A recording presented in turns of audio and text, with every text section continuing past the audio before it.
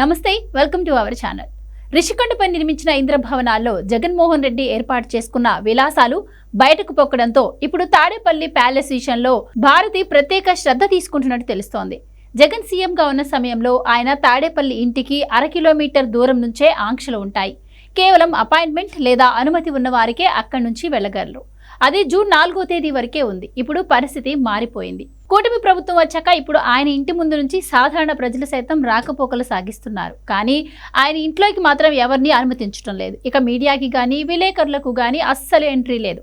కనీసం సాక్షి ప్రతినిధులకు కూడా ఎంట్రీ లేదని తెలిసింది. అయితే ఒకవేళ జగన్ ప్రెస్ మీట్ పెట్టినా కెమెరాలు తేవద్దు అనేది నిబంధన. తాజాగా జగన్ పార్టీ ఆఫీస్లో ప్రెస్ మీట్ పెట్టారు. అందుకు మీడియా ప్రతినిధులు రావాలని కోరారు. కానీ కెమెరాలు మాత్రం తెచ్చుకోవద్దని కోరారు. కేవలం తాము మీడియా లైవ్ లింక్ షేర్ చేస్తామని దాన్నే వాడుకోవాలని కోరారు. ఆ కెమెరాలు తెచ్చి సొంతంగా వీడియోలు మాత్రం తీయవద్దని ఆంక్షలు విధించారు. కారణం మాత్రం అక్కడ స్పేస్ లేదని చెబుతున్నారు. వైసీపీ ఆఫీస్ అంటే గతంలో తాడేపల్లిలో ఉన్న అద్దాల భవనమో ఊరూరా కట్టిన ప్యాలెస్లో కాదు. జగన్ రెడ్డి అధికారంలో ఉన్నప్పుడు ప్రజాధనం కోట్లు పెట్టి చేసుకున్న క్యాంప్ ఆఫీసే ఇప్పుడు అదే పార్టీ ఆఫీస్గా మార్చుకున్నారు. సీఎంగా ఉన్నప్పుడు సమీక్షలు చేసిన ప్లేస్లోనే ఇప్పుడు కూర్చొని పార్టీ కోసం పనిచేసుకుంటున్నారు. ప్రభుత్వంలో ఉండగా ఇప్పుడు ప్రెస్ మీట్ పెట్టిన హాల్లోనే రివ్యూలు, క్యాబినెట్ మీటింగ్లు చేపట్టేవారు.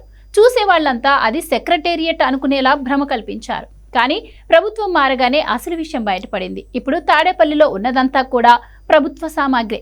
అందుకే ఆయన వైభోగాన్ని ఎక్కడ సీక్రెట్గా షూట్ చేసి జనం ముందు పెడతారేమో అని భయపడుతున్నారట. అందుకే కెమెరాలకు నో ఎంట్రీ అనే రూల్ను స్ట్రిక్ట్గా ఫాలో అవుతున్నారట.